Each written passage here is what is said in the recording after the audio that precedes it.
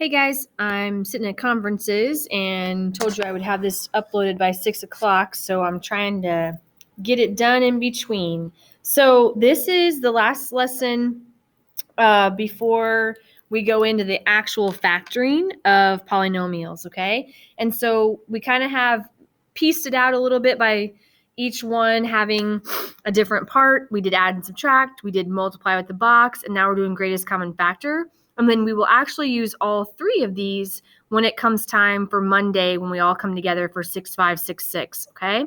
So greatest common factor, if you remember, factors are actually numbers that go into other numbers evenly. So when we think about factors of like 6, that would be like 1, 2, 3, and 6. Numbers that multiply together to equal that number, okay? So when we're talking about greatest common factor, it's the same thing as it was when you were in middle school and you learned how to do GCF of two numbers. It's literally finding what is the biggest or greatest factor that two numbers have in common.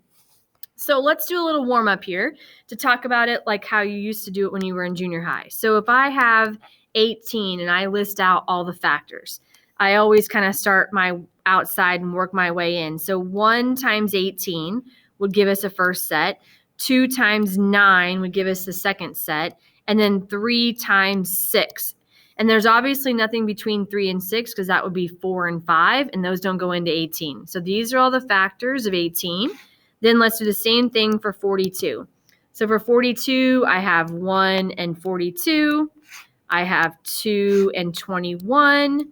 I have 3 and 14. And then I've got 6 and 7. And obviously there's no number between 6 and 7, so I know I got those right. Then we're looking for what they have in common in each list. So I have ones, that's okay. Twos, yes. Threes, yes. But sixes would be the one that is the biggest. So the GCF of 18 and 42 would be 6. Okay, so my GCF for both of these is going to be 6. So it's the greatest number that they have in common. Okay, now when we flip that over and talk about variables, we have to see kind of almost an opposite effect happening. So if I have x to the fourth, right, you have to think about what that is as an actual problem. So x to the fourth means I'm taking x times itself 1, 2, 3, 4 times, right? X to the fourth. Where when I'm taking x to the 10th, I have it 10 times. So 1, 2, 3, 4, 5, 6, 7, 8, 9, 10, squeezing in there, okay?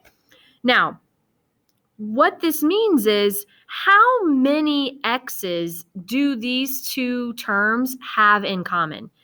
Well, they've got 1, 2, 3, 4.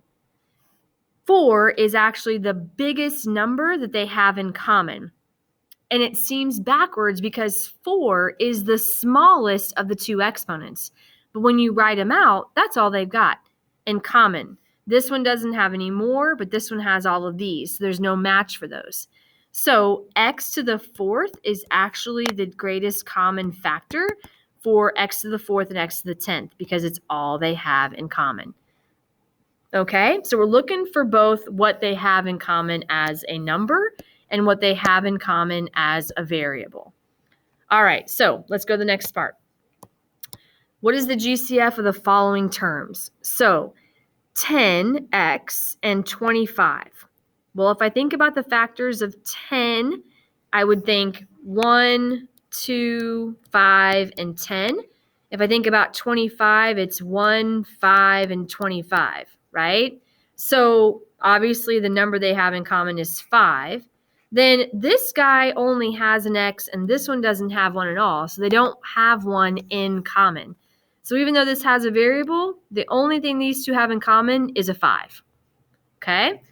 For this one, x to the third and y squared, it's like x times x times x times y times y. And this one is 1, 2, 3, 4, 5, and then times y. right? So how many x's do they have in common? 1, 2, 3, and then they have one set of y's. So the GCF would be x to the third y. Again, the smallest exponent is the one they have in common, as long as both of them have that variable. Okay? So then 8a squared and 28a to the fifth, okay, without writing it all out, the 8 would have 1, 2, 4, and 8. And 28 would have which one of these 4? Okay, because I don't have to write them all out to know which ones they have in common. So if you look at it, the biggest one they actually have in common would be 4, because 8 doesn't go into 28, but 4 does. So 4 would be there, and then they both have a squared. This one's going to have more, but they both have a squared in common. So it would be 4a squared as the GCF. Okay? So here we go again. 12 would be 1, 2, 3, 4, 6, and 12, right? Well, what's the biggest number out of this list that goes into 16? Well, if you look, 1, 2 goes, and so does 4. 6 doesn't, and 12 doesn't. So 4 would be the biggest, right? Then A's. Well, this one has 5. This one has 4. So 4 is the biggest number they have in common. So a to the fourth. And then for B's, B would be a 1 here and 2 here. So 1 is the biggest number they have in common. So 4a to the fourth B would be your answer. Okay? All right, now let's take it one step further. When we're factoring, we're going to have to pull out the GCF and figure out what's left to actually factor. So this is kind of like reverse distributive property. We're figuring out what was on the outside of the parentheses so that when you actually distributed, right, what's here, so when I distribute it, I get this and this as an answer. Okay, so for this guy, 20 and 16, all right, well, I know the factors of 16 are 1, 2, 4, 8, and 16. Well, the biggest number that goes into both of those is 4, because 8 and 16 go into 20. So 4, now this has an A, this guy doesn't, so A can't be a GCF. Now what happens is I'm trying to figure out what times 4 gives me 20A. Well, in order to figure that out, you have to divide, right? So for this, we're going to take this entire thing and divide it by 4. So if I have this divided by 4, 20 divided by 4 is 5a, and 16 divided by 4 is 4. So again, check it by distributing. Does 4 times 5a give me this? Yes. Does 4 times 4 give me this? Yes. Then we know it works, and this is our answer. Okay, we're factoring out the GCF. So let's go to the next one. 12, 8, and 6, right? So the factors of 6 would be 1, 2, 3, and 6. Well, looking at 12 and 8, 3 doesn't go into 8, so the biggest one they have in common is 2. So I'm going to pull 2 out to the front. Now, this has x to the fifth, this has x to the fourth, this has x to the third. So the greatest one they have is the third. So if you divide each one of these by 2x cubed, right? That means we're dividing the numbers, but we're subtracting the exponents, because when we divide, we subtract. We already learned all that, right? So let's divide. 12 divided by 2 is 6, and 5 minus 3 is x squared. 8 divided by 2 is 4, and 4 minus 3 is 1. And then negative 6 divided by 2 is negative 3, but 3 minus 3 is 0. Okay, so you're left with whatever you have in the parentheses The GCF is out here. If you were to multiply back, you should get the answer you started with up here. That's how we check. Okay, let's try another one. I've got -3, 12, and -21. So -3 only has two factors, 1 and 3. So 3 goes into 12 and 21. So -3 works. Then if I'm going to divide here, -3, and then the smallest variable I have is an x, which is what they all have in common. So let's divide by -3x. Well, -3 divided by -3, sorry, I'll put this out here a little bit further. -3 divided by -3 is 1, and then 4 minus 1 here would be x to the third. 12 divided by -3 is -4. 3 minus 1 is squared. -21 divided by -3 is +7, and x minus x would be 0. So there's our answer. Okay, one more. We have 100 here out to the side. So I have 100 and 150.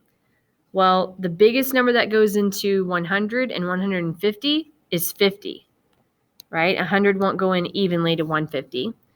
So then I've got A's. Well, this one has 7. This one has 8. So 7 is what they have in common. And 5 and 3 for the B's. So the smallest one would be 3. Okay, let's divide. I've got the 50, A to the 7th, B to the 3rd, pulled out to the front. 100 divided by 50 is 2. 7 minus 7 leaves me with nothing. And B to the 5th minus the 3rd is B squared.